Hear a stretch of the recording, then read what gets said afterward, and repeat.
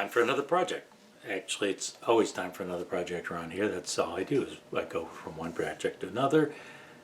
Probably usually have more than one project going on at the same time. This one I found, and it's called Weave Box. It looks like it's woven, and this comes from Steve Good. Look him up on the internet if you're not already familiar with Steve. He is very good on scroll saw projects. He has a website. If you get on his mailing list, his email list, he sends out a new project every day. Maybe he's missed a few, I don't know. But thank you, Steve. He sent out a lot of projects. I've made quite a few. So this little box here is going to be the project of the day. Le projet du jour, as they would say in French. More or less, my French is pretty rusty. About as rusty as my German. And with that daily email, there's the color photo of what it would look like done. And then there's the actual patterns that you'll need. There's going to be two identical layers. One layer that's a little bit different shape, and then there's a top, which is I measured it's 5 inches square, and these edges are 1/2 inch each out of 1/4 inch material, and then the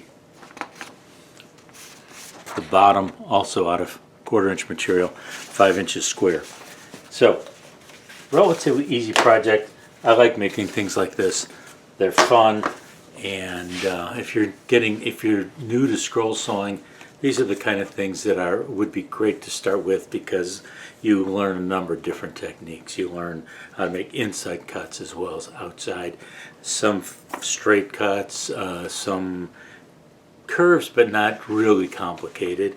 And it's a good project for a beginning scroll saw. A beginner on a scroll saw. It's also a good project for someone like me that's been doing this for a long time, but just plain likes having fun on the scroll saw. Alright, so I need 3 pieces of walnut that are going to be 3/4 inch thick. I happen to have one left over from another project that's big enough. I need 2 more, and those need to be about 5.5. About 5.5 inches will cover them. So let's go find a piece of walnut. That's just a tad over 6 inches wide, so that'll do for the width.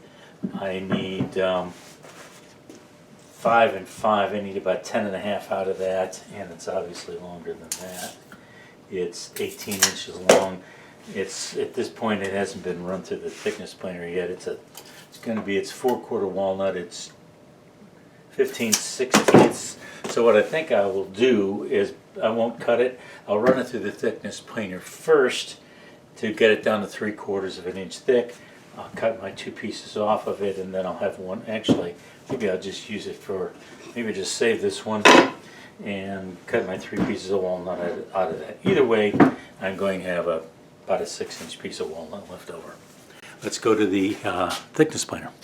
Once you get serious about woodworking, one of the tools you will need will be a thickness planer. I use a lot of thin stock, and even if I don't use thin stock, in this case, I need 3/4 walnut. I buy it from a hardwood lumber dealer, and it's not surfaced. I have 2 sides that are more or less parallel, but they're a little bit rough, and the tops and the bottoms are rough as well. And so the first thing I have to do, and in this case, I just need 3/4, so I just need to take a little bit off. But I believe I measured that at 15/16. So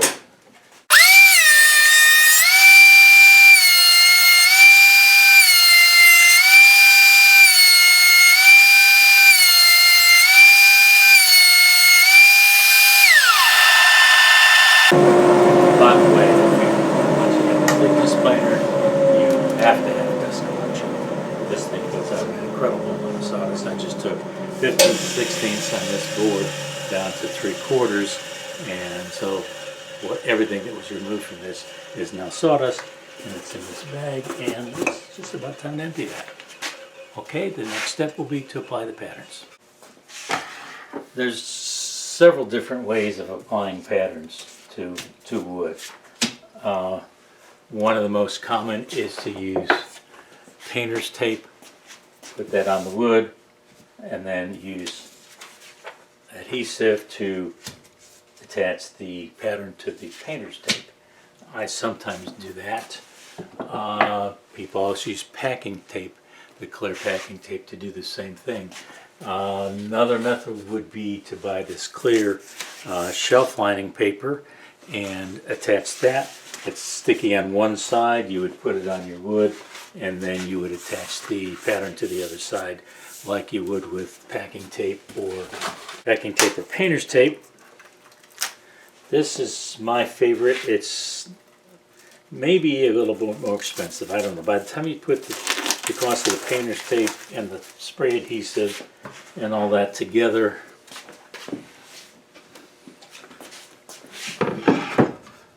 this is called scroll saw tape. I get it online from a company called Scroller Online. They're out of Michigan somewhere, and it's not cheap. It's $20-something a roll, I believe, but it's a two-sided tape. Now, what I like about it is because it's two-sided, watch how fast it goes on. It's a brand new roll, so I gotta find the edge. All right.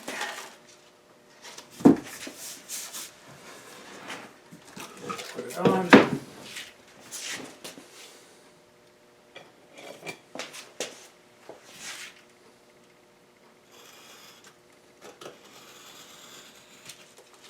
Trim it with a knife. And there we go. Now all you do is peel up the end. I don't have fingernails, so I just use the knife to find the end. Pull up the backing.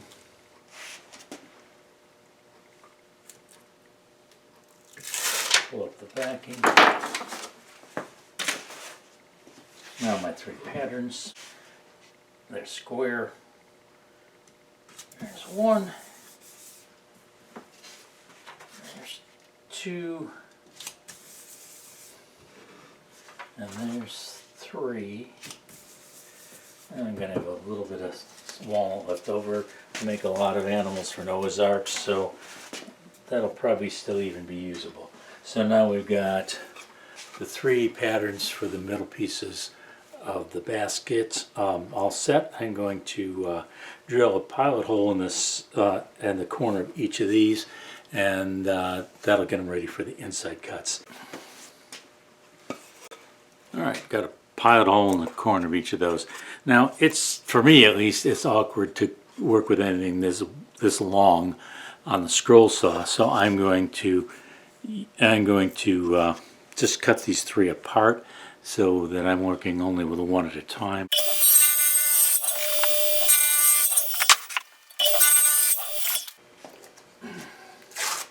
Got that little scrap, but that might be enough for an animal, so toss it into my pile. Now we're ready to start cutting on the scroll saw. When I'm scroll sawing, I always do the inside cuts first. So that's what we'll do. I have a jet scroll saw. I replaced the upper and lower blade guard holders some time ago because I just flat wore them out.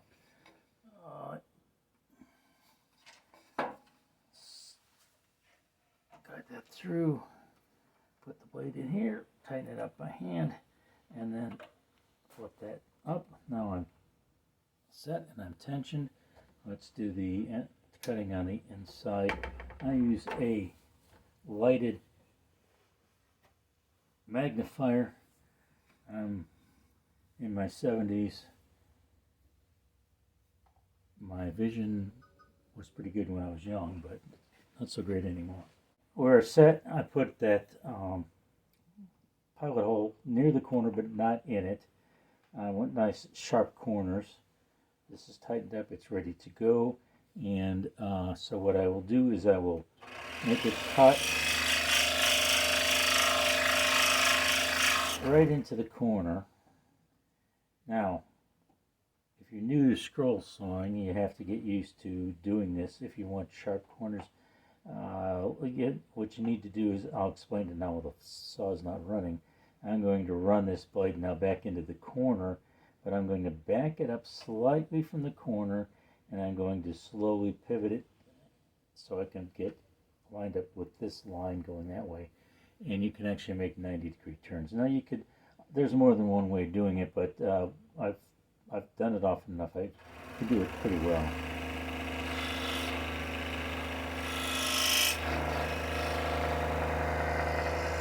So I'm slightly away from the corner. Now I made my pivot. I can follow this line.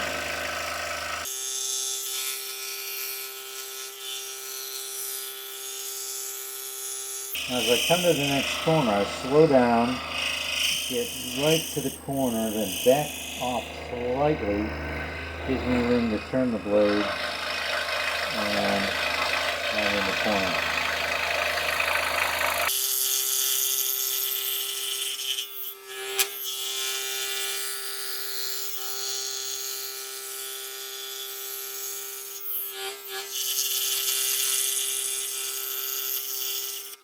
There we go. There's the center. Now before I take the blade out, take a quick look. Those four corners, they're all pretty sharp. If one of them was a little bit rounded yet, while I had this blade still in place, I could go in and straighten up that corner. I'll take the blade out.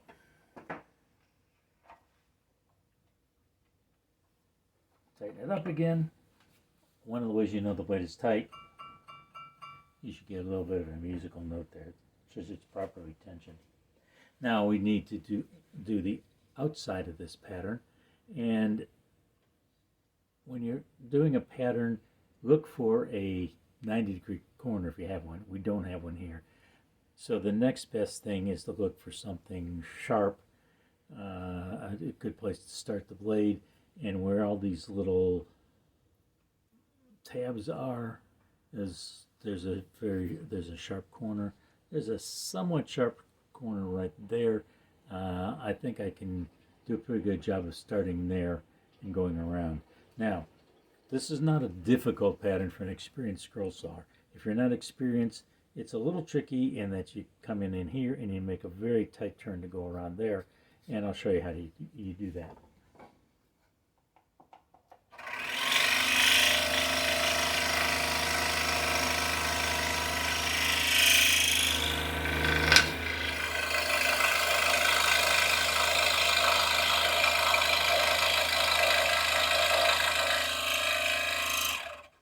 You go right up to that intersection like you did with the corners, and you back the blade off just a little bit to give you some room to turn. And then you go, then you make your turn.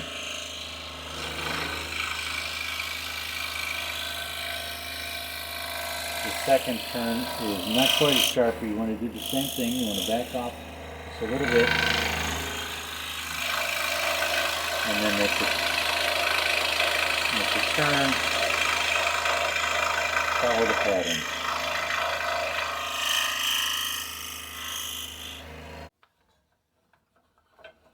A little bit of scrap. There it is. You can see there's a little bit of tear out on the bottom off the dope. Some light sanding on that. But one of the reasons I like the scroll saw tape is that's it. And the pattern's gone. That one's finished. There's two more. There are two patterns like this with two little, I don't know what those are in there in the middle. And then there's a pattern where there's only one in the middle. And when you put these on top of each other, it gives the illusion of a woven basket. And of course, that's what we're aiming for all along. So, exactly the same procedure on the other two. I'll do those and then show you the next step. Got all three layers cut. They all got that little bit of sanding going to be needed on the bottom, but as I hold them together like this, you can see what the edge looks like. It gives you, because these two are the same, but there's one that's a little bit different pattern.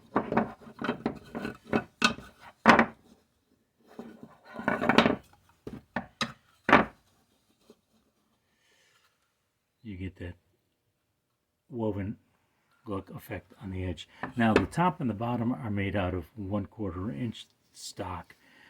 I made the sides out of walnut, and for contrast I'm going to use maple for the top and the bottom. The top, or the bottom, is just a solid piece. It's a square 5x5. The top is going to be a square 5x5, but with a middle cut out of it. And it's a very simple pattern. I didn't need to attach a pattern to the wood for that. There's a 1/2 inch edge all around the outside, so I'm just going to measure in a 1/2 inch from each edge, draw the inside square, and then I'm going to cut out the inside to make the top for the box. Okay, pieces are all cut. I've got them over here in the workbench.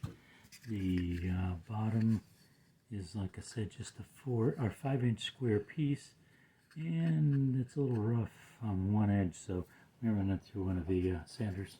Okay, yeah, there was a bit of a rough spot on one edge.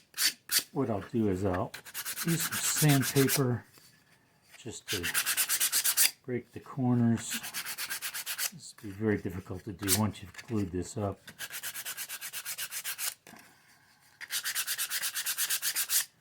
This is 120 grit, I think. Whatever you got handy. Just quick give them a feel with your fingers. Feels good. Do the same with the top.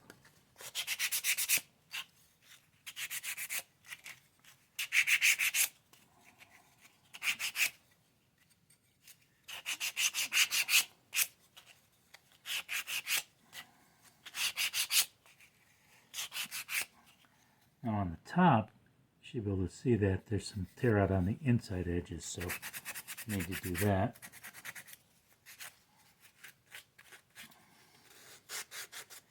Round them over. And probably especially important on the top. You don't know what it's going to be, how this is going to, or you may not know how this is going to be used, and you don't want somebody getting a slight cut, or even worse, a sliver.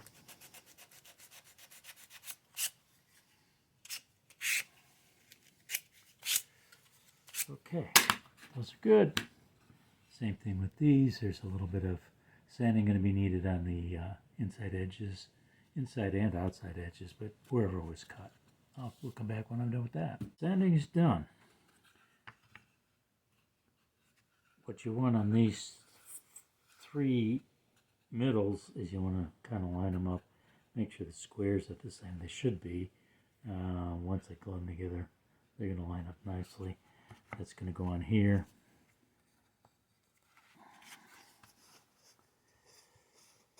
That will be the top and the bottom and the three middle sections. Now we've got to glue them together. I use white glue in the majority of my projects. I buy it in gallon bottles because I use a lot of it, and then I just put it into smaller containers. They're a lot more convenient to work with. Also, I'll put a little bit on the edge of this.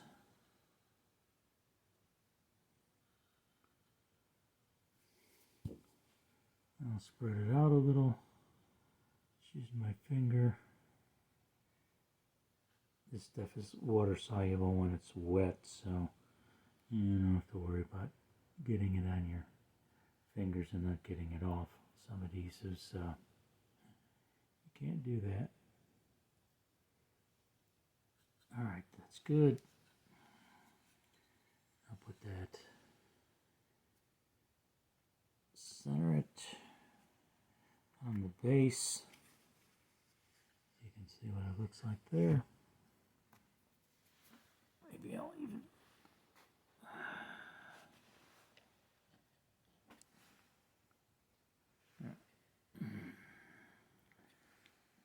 I was going to try to tilt the camera down further, but it doesn't work. Probably wants to go. Alright, that looks reasonably spread out. Now remember, you get two different patterns and you want the different one in the middle, so make sure you're putting them in order, because once you've got them on here and the glue is dry, there's no going back. That is one of those irreversible errors. I guess you could probably live with it. Although it's certainly not the type of project you would want to give as a gift or sell to somebody else. You might want to use it yourself, but that would be about it. I try not to let that happen if I can avoid it. Okay, there's the glue on the middle section. Here I want the inner, don't worry about the outside, as long as you get them in the right order. You want the insides to line up, which they do. Now I'll put a little bit of glue on the top of the middle layer. Spread it out.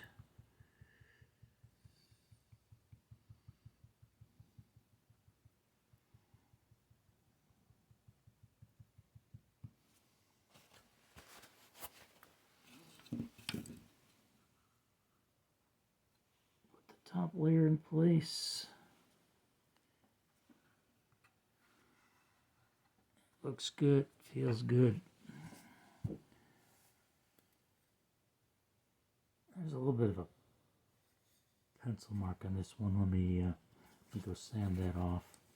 Now I notice this maple is pretty much white on the one side. The other side's got a couple little streaks in there of green, and I actually think that's kind of gets interesting, so I'm going to use that as the top.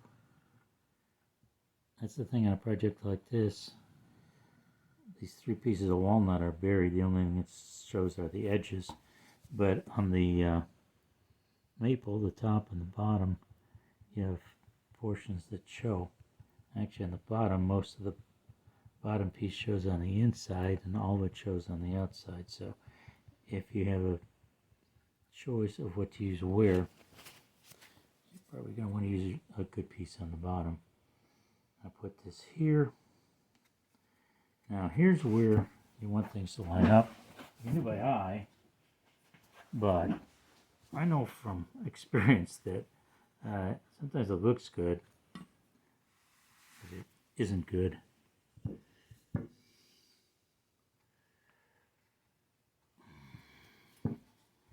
I use a square to make sure the edges line up.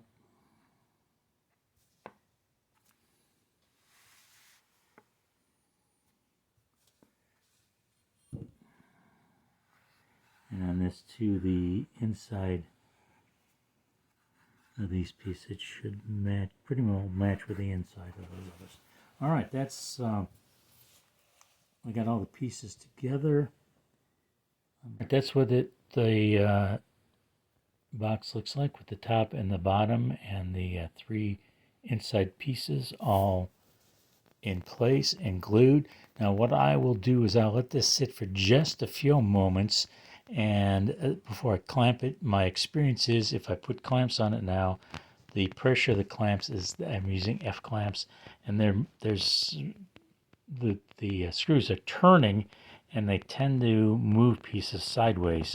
So I let the glue set up a little bit, and once it's done that, and it's going to resist the circular movement of the clamps, then I will put the clamping pressure on the box.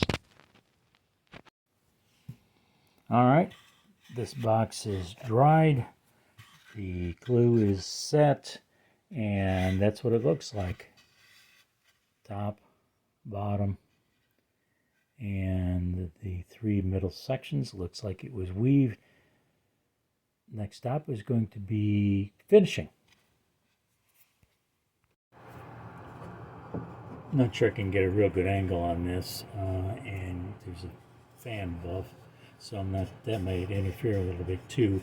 But I'm going to put this basket in my finishing booth, and I've got a Lazy Susan, so I can do all four sides. And let me get some spray. Finish.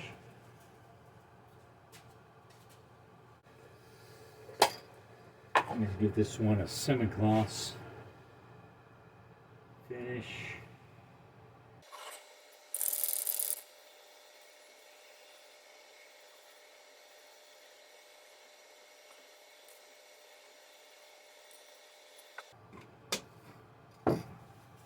Okay, that's the first coat. We'll let that dry and then come back, see how it looks. It's going to take at least one more coat, and I'm going to have to flip it over to do the bottom anyway, and probably flip it on its side to get a good job on the inside.